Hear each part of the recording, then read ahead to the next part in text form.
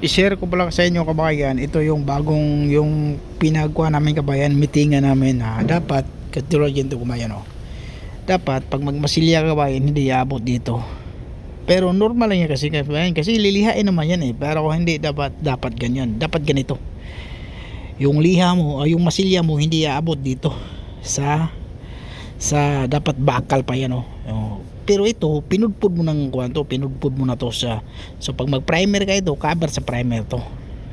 Kasi hindi ito pangit, hindi bawal to kailangan makita yung yero, so hindi abot yung masilya mo dun sa yero. Dito okay lang ganyan, basta ganyan, ito dapat yan ang normal, ito hindi to lalo ng ganito pero normal ka ba yun kasi lilihain naman talaga yan, pero hindi talaga yan ang dapat.